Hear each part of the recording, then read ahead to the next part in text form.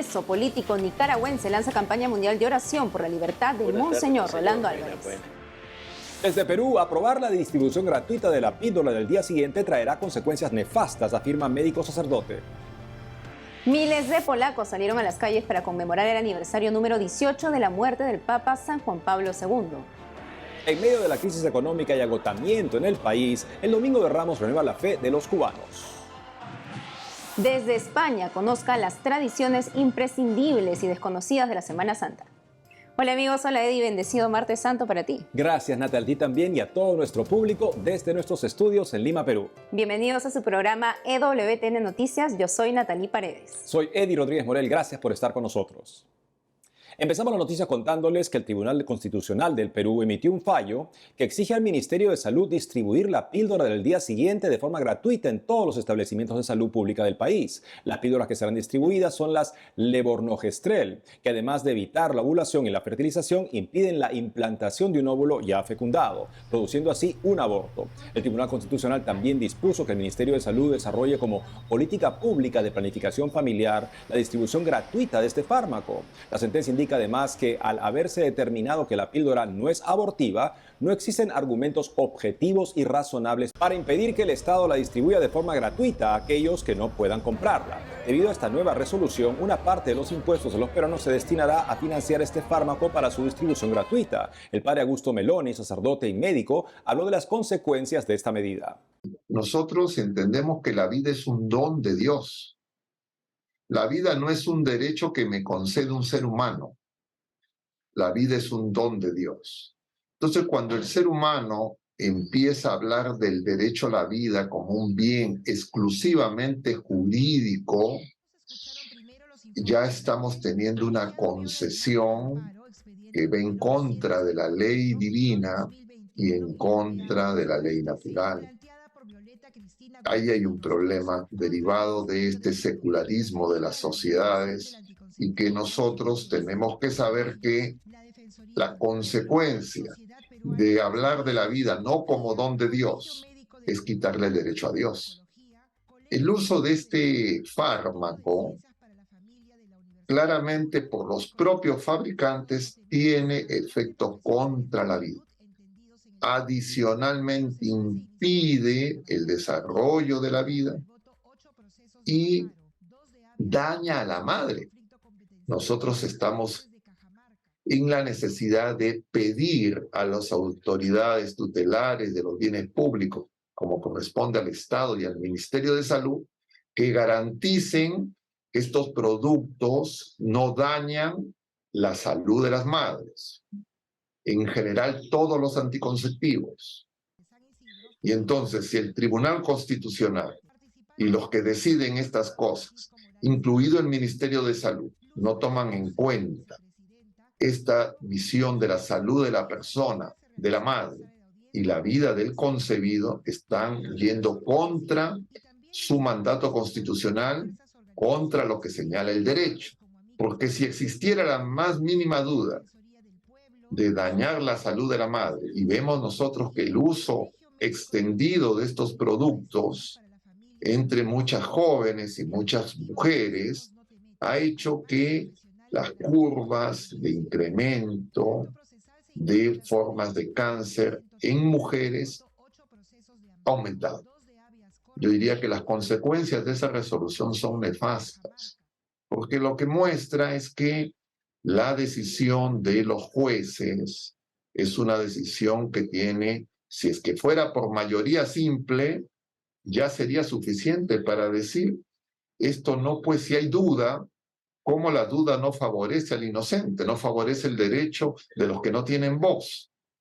Y además, cómo yo supuestamente defendiendo un derecho, que es el mal llamado derecho reproductivo, no le advierto a esa mujer que el consumo de esos productos está siendo potencialmente negativo sobre su salud. Las mujeres de fe, los varones de fe, tienen que saber que este fármaco no se puede usar. Así lo digan quien lo diga. Entonces nosotros tenemos que darnos cuenta que estamos en esa lucha que se da a nivel mundial entre las tinieblas, la cultura de la muerte, los intereses económicos que buscan vender y comprar y sacrificar la vida de las personas humanas que somos imagen y semejanza de Dios. Eso mismo ocurrió con Jesucristo. Ahora veamos cómo reaccionó la policía nicaragüense ante un grupo de jóvenes que pretendía realizar una tradicional procesión de Semana Santa. Me permiten darles un abrazo hermanos, si somos hermanos, no preciso ni decir. Espantados por la policía, jóvenes católicos de la localidad de Masaya evitan ser detenidos en Lunes Santo cuando pretendían realizar el tradicional recorrido de los cireneos. A tono con la orden del dictador Daniel Ortega, la policía no permitió la procesión de los cireneos en el municipio de Nindirí, una tradición católica en honor al hombre que cargó la cruz de Jesucristo. Los policías empezaron a perseguir a los devotos, en su mayoría jóvenes. Un video muestra el momento en que un policía advierte a uno de los jóvenes no hacer el tradicional recorrido. Solo le digo nada más. Yo solo le digo nada más. Los jóvenes perseguidos se refugiaron en la parroquia Santa Ana de Masaya y en algunas casas que abrieron sus puertas para protegerlos de ser detenidos por profesar su fe católica. Félix Madariaga, ex preso político nicaragüense, lanza una campaña mundial de oración por la libertad de Monseñor Rolando Álvarez. Conozcamos los detalles y más en esta entrevista exclusiva para Así Prensa. Nosotros desde aquí seguimos las noticias, vemos la situación. Ya le entendí que la misión es de los gobiernos y de la gente de fuera, de todos, pero un católico de a pie que escucha en su iglesia que hay esto, ¿cómo podría ayudar? ¿Qué podría hacer de manera concreta? Cada católico en cada rincón del mundo, en su parroquia, conoce a un legislador o puede conocer a un político, puede conocer a un alcalde, puede conocer a un periodista. Hablemos de Monseñor Álvarez y hagamos una campaña mundial. Y quiero aprovechar este medio para hacer un llamado, una jornada mundial de oración por la libertad de Monseñor Rolando Álvarez, a dedicarle momentos de oración, a dedicarle misas, a pedirle a nuestros párrocos que lo recuerden, que las homilías lo incluyan y que el mundo sepa lo que está pasando. Hay una situación que la puedo confirmar con total certeza. A los dictadores no les gusta que el mundo sepan de sus fechorías y de sus crímenes. Cuando los dictadores son colocados en el radar mundial, saben que están perdiendo porque su ventaja consiste en actuar bajo las sombras. Entonces, seamos luz de esperanza y de información. Hagamos el nombre de Monseñor Rolando Álvarez un nombre conocido a nivel del mundo. Y estoy seguro de que Dios va a darnos el milagro, porque recordemos de que, como lo decía San Ignacio de Loyola, esto es importante recordarlo, de que Dios actúa a través de la acción de los hombres, ¿verdad? Es decir, sus milagros se manifiestan a través de nuestra acción cotidiana. Don Félix, en la audiencia nuevamente con el Congreso en Estados Unidos contó que lo castigaron por ayunar y rezar en voz alta. Entonces, ¿cómo afrontaba los castigos y si tiene alguna devoción que lo ayudaba en esos momentos? Bueno, debo decir que para mí el Sagrado Corazón de Jesús ha sido desde mi infancia y desde las enseñanzas de mi madre. Mi madre inculcó en todos nosotros una profunda devoción al Sagrado Corazón de Jesús, también a San Francisco de Asís. Mi padre, que en paz descanse, se llamaba Adán Francisco, en honor a Francisco de Asís.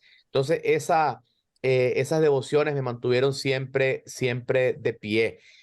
Nosotros, junto a otros católicos, y debo decirlo también, junto a otros hermanos de la fe cristianos de otras denominaciones, también empezamos a hacer el intento de orar en voz alta, de rezar en voz alta. Se hacía el rosario todos los días. Y yo debo reconocer la labor de mi esposa, Berta Valle, y la labor de Victoria Cárdenas, la esposa de otro de los presos políticos que hicieron una campaña internacional para una Biblia, que los recibimos como una forma de ejercer nuestra fe. Yo debo decir que en ese momento nada nos mantuvo llenos de más dignidad y de fervor, de saber de que estábamos sufriendo esos castigos precisamente por nuestro profundo amor en Jesucristo, nuestro Señor y Salvador. Una última pregunta. Ortega sigue en el poder. ¿Cómo ve el futuro? ¿Hay esperanza para Nicaragua con eso así en ese momento? Sí hay esperanza porque mientras existan hombres y mujeres que están completamente consagrados y dedicados a la construcción de una alternativa distinta a la dictadura, habrá esperanza. Me permiten darles un abrazo hermanos, si somos hermanos, no preciso ni decir. Ahora noticias de la Iglesia en México y Argentina. Tras 10 meses del asesinato de los 2 sacerdotes jesuitas en la Sierra de Chihuahua, fue encontrado sin vida el Chueco, líder del grupo criminal autor del asesinato de los religiosos. La Compañía de Jesús rechazó este hecho como un triunfo para la justicia o algo que resuelva los problemas estructurales que se viven en la Sierra Tarahumara. Ante la confirmación científica de la ejecución del responsable de los asesinatos de nuestros hermanos jesuitas Javier y Joaquín, reiteramos que estos hechos no representan la justicia tan anhelada para la Compañía de Jesús. A los jesuitas no nos mueve el ánimo de venganza, sino de justicia de vida. Los salesianos peregrinaron a Viedma en honor a Don Sati. Fue en el marco de la conmemoración por el aniversario del fallecimiento del primer santo de la Patagonia y en el contexto de la visita del rector mayor de los salesianos, padre Ángel Fernández Artime. Cientos de fieles caminaron para pedir y agradecer hacia la ciudad donde Sati realizó su obra y fue reconocido por ser el pariente de los pobres.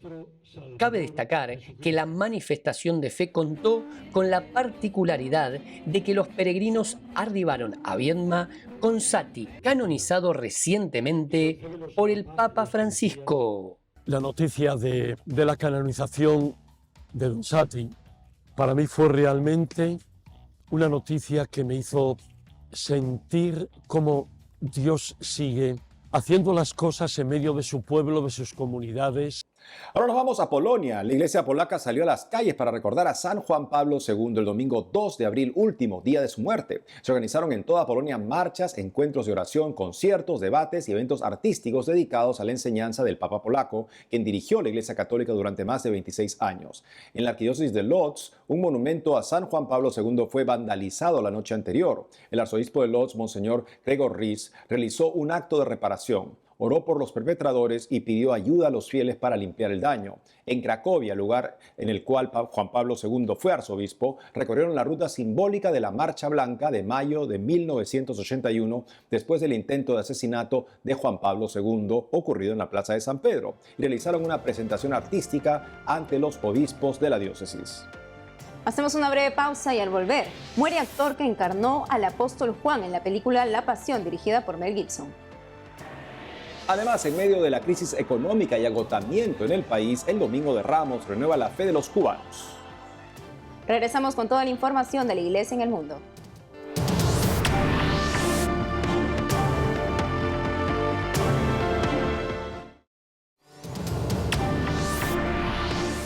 Y ahora le presentamos las tradiciones imprescindibles y desconocidas de la Semana Santa en España, informa nuestro corresponsal Nicolás de Cárdenas.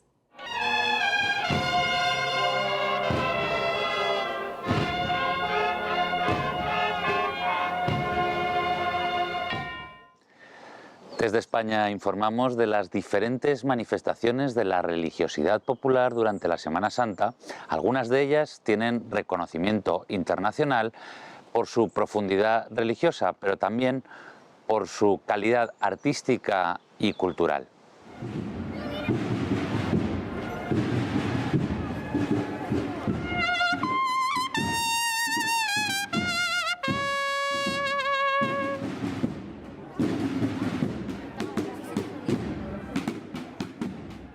Las procesiones que se suceden durante la Semana Santa en España constituyen una de las más importantes expresiones de devoción popular en todo el mundo, pues gozan de una variedad casi infinita desde la sobriedad castellana al fervor de Andalucía.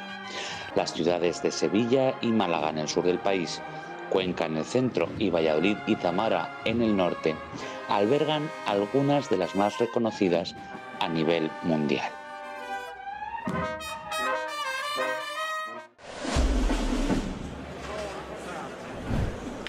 En Sevilla, la llamada madrugada, la noche del jueves al Viernes Santo, es una de sus citas imprescindibles. A lo largo de horas, las calles del centro de la ciudad vibran con las procesiones de El Silencio, Jesús del Gran Poder o el Cristo de los Gitanos, también de las muy veneradas Vírgenes de la Macarena o la Esperanza de Triana.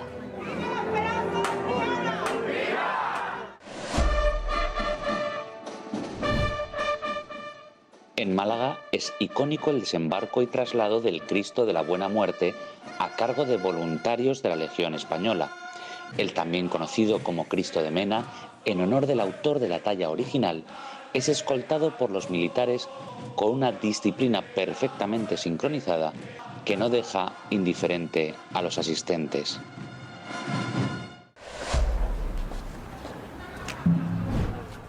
En Valladolid, las procesiones están marcadas por el silencio y la sobriedad, solo interrumpidos de forma leve por el sonido de las pisadas de los pies descalzos de los penitentes.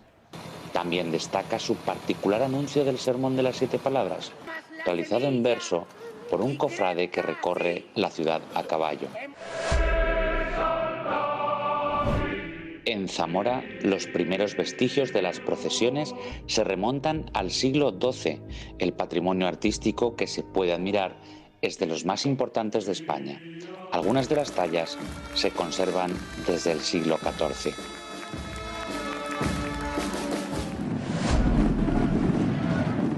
La conocida como Procesión de las Turbas de Cuenca representa las burlas que sufrió Jesucristo cuando cargaba el madero camino del Calvario. Al paso de las tallas se produce un ruido ensordecedor provocado por los gritos de los presentes y el uso de algunos instrumentos. Más de 25.000 nazarenos copan las calles recoletas de esta ciudad durante los días de la Pasión.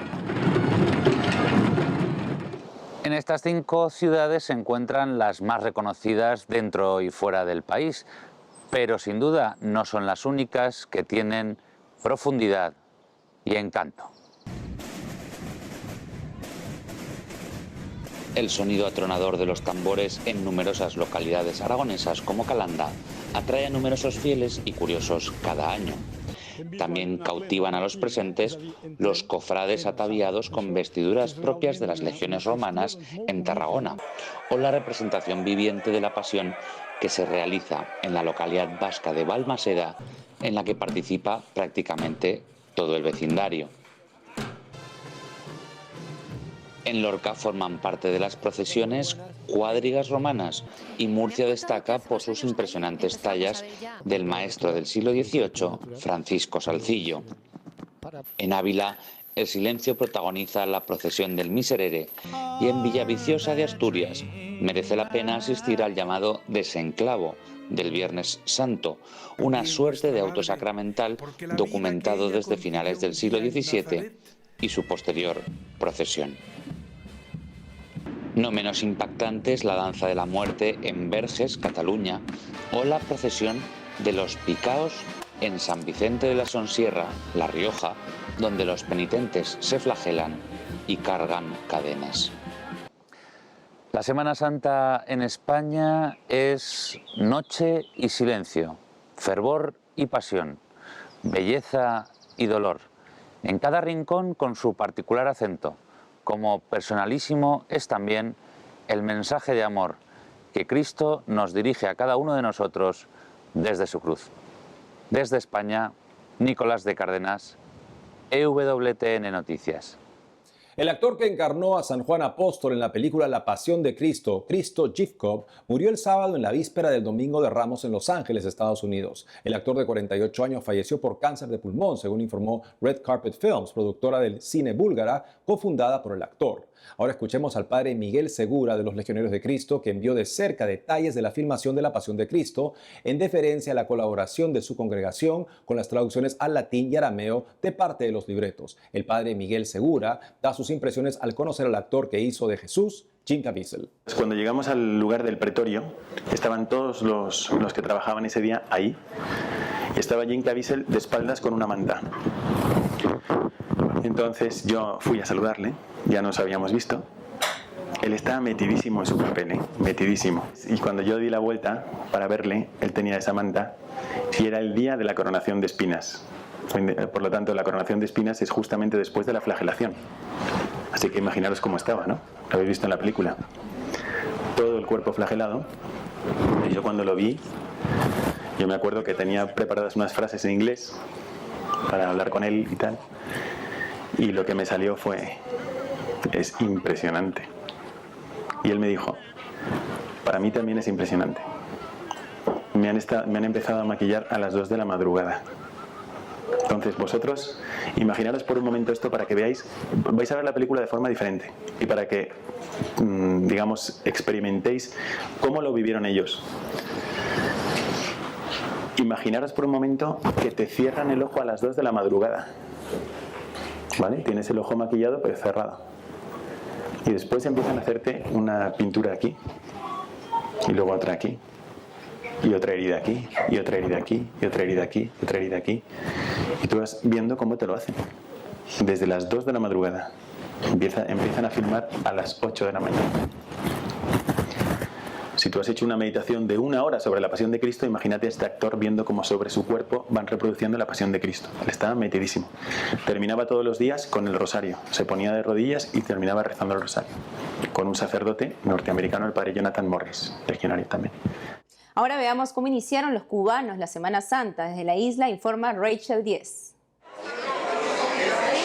Dentro de las parroquias y comunidades católicas, desde hace varios días se organizan los preparativos de Semana Santa.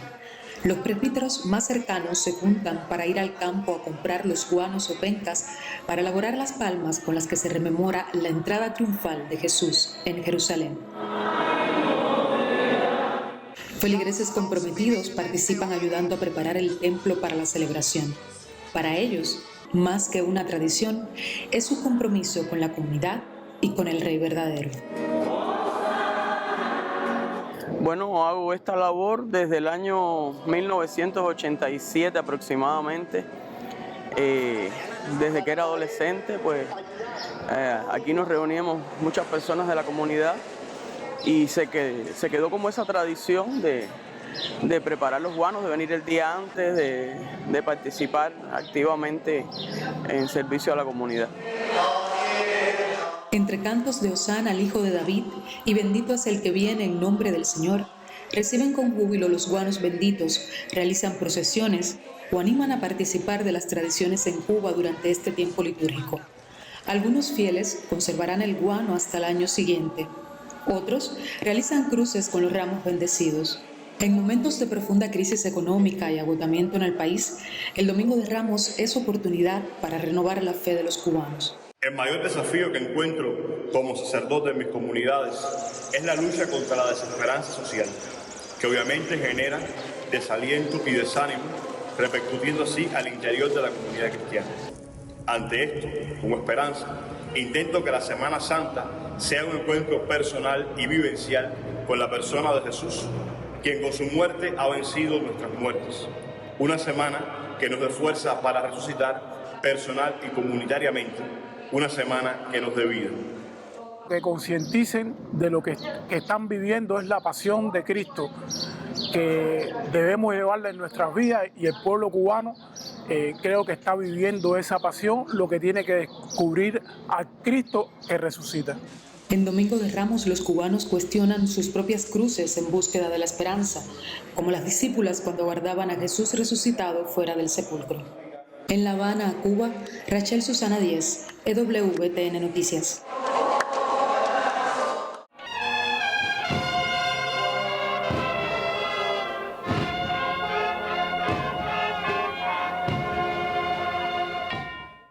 La Red Mundial de Oración del Papa dio a conocer su intención para este mes por una cultura de no violencia. En su video mensual, el Santo Padre recuerda que vivir, hablar y actuar sin violencia no es rendirse, no es perder ni renunciar a nada, sino aspirar a todo. Hasta mañana. Vivir, hablar y actuar sin violencia no es rendirse, no es perder ni renunciar a nada. Es aspirar a todo. Como dijo San Juan XXIII hace 60 años en la encíclica Pacem in Terris, la guerra es una locura, está más allá de la razón. Cualquier guerra, cualquier enfrentamiento armado acaba siempre en una derrota para todos. Desarrollemos una cultura de la paz. Recordemos que incluso en los casos de legítima defensa, la paz es el objetivo. Y que una paz duradera solo puede ser una paz sin armas. Hagamos de la no violencia, tanto en la vida cotidiana como en las relaciones internacionales, una guía para nuestra actuación. Y oremos por una mayor difusión de la cultura de la no violencia, que pasa por el uso cada vez menor de las armas, tanto por parte de los estados como de los ciudadanos.